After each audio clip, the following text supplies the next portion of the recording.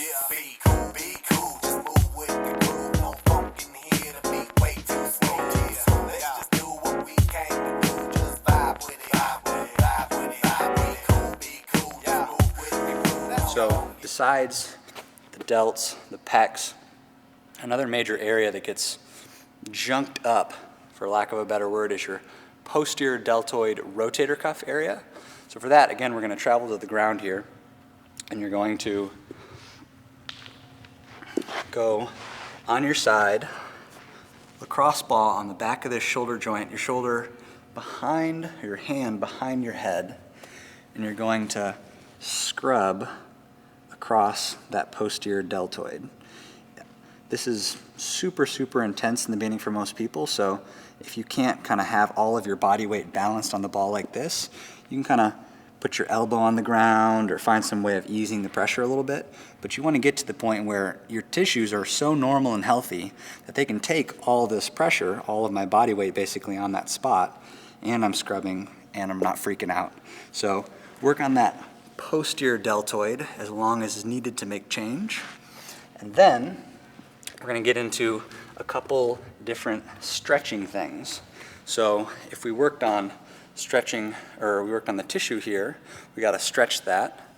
So the easiest place to start is a basic pec stretch, which a lot of people are probably familiar with. For this, we want to press our low elbow into the pole, step through, and turn away. The target is to feel the stretch here, not to feel it in the shoulder itself or in the bicep. You can stretch the biceps, but for this, we're going for the chest. So you're here, breathing and relaxing. Some people can do it with the long arm version, where they're here, you rotate your elbow pit up, chest raises, step through, turn away. Breathe, relax, or tense everything up. Hold your breath, and then relax. This is going to help your shoulder extension and your shoulder flexion. So besides that, some people, they've done that, they've stretched their pecs, and they need something a little bit more intense. So I'm going to show you that right now, so come on over here. So if you have a barbell in a gym, you can lock yourself in, hands on top of the barbell, hands on top of the barbell, lift yourself up. Try to not have your shoulders rounded forward like this. So try to lift yourself up, open the chest, maybe a soft bend in the elbows, and then drop down. Now you're getting a lot bigger stretch than you get in most other ones. Breathe, relax. If you want to emphasize one side or the other, you can kind of turn into it, turn away. That'll get one pec or the other. This also is really applicable to the skin the cat movement that a lot of calisthenics athletes do. So skin the cat will be improved by this. The next thing to do is, if you hang from the bars a lot, you can use that as a basic stretch. So you're just hanging from the bar. You can sway your body side to side. And one thing that I like to do is let my feet rest on the ground and let the side of my body be kind of like a big rainbow. So if you see the side of my body, there should be a curvature here, which is going to stretch the lats. This goes a little bit beyond just hanging from the bar, which is good shoulder mobility exercise. But now with this, you're going to target the lats a little bit more. So hunt around. The other thing to do, if you have your rings available, is to step in between them. This is kind of a version of the pec stretch that we just did. Again, you step through, lift your chest, and then hunt around for the pec stretch. You can even kind of really get into it. You can go into like a skin the cat position, which is a little more shoulder internal rotation.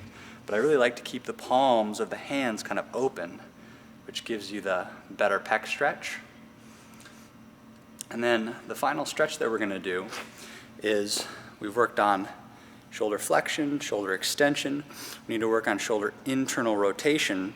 And the way to go about that is to get on the ground and lay on your back, lift up, your shoulder blades are retracted, they're tucked. Your hands go behind your back and they'll be on top of each other like this. So you tuck the hands, tuck the shoulder blades, and then sink down. When I sink down, I'm pressing my arm into internal rotation. Now the real key here is when this happens, don't let the shoulders do this. That's just cheating and compensating. That's what you do in the bottom of your dip, which is why your shoulders are hurting in the first place. So hands on top of one another, shoulders tucked. You should be able to sink all the way down without a big arch in your back, with a flat back, but that takes time. So don't think you'll get there immediately. Maybe you're here, maybe you start way up high and this is as far as you can go. No problem.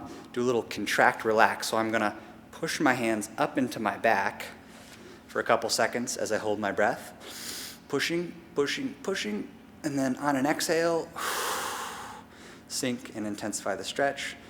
Again, push up, push, contract, contract, contract. Relax. This takes a little bit of self-honesty to make sure that your shoulder is not compensating. If you want to have a friend come and kind of be behind you holding your shoulders down, that's good. And then I'll give you one bonus stretch because we're covering a lot here, but there's one stretch that's it requires a special piece of equipment, but it really gets the lats really good. If you do a lot of pulling, a lot of hanging, the lats get very tight. So one more stretch for you up here. We're gonna go hook our hand, the back of the wrist on the band, crisscross the band in front like this, and grab it so it's very snug. It's very important that this is firmly on the back of the wrist and there's not a bunch of space like this. There's a bunch of space, then I have to grip it. And then that's doing like a lat stretch, kind of like this. When I'm gripping, all this is tense, can't relax the lat. So, snugly on the back of the wrist, crisscross it in front, grab it, sit down on the ground, turn so that the arm is overhead. You're holding yourself like this so you don't go sliding this way. And then I'm going to externally rotate my arm. This is external rotation. Externally rotate and then kind of hunt around. This is extra intense because when you hang from a bar, like I demonstrated earlier, you get a good stretch, but you're not fully relaxed. With this, you can fully relax. You can get a better lat stretch. This is going to improve your overhead range of motion. It's going to take away some of your shoulder pain, all of that. And I hope you enjoy.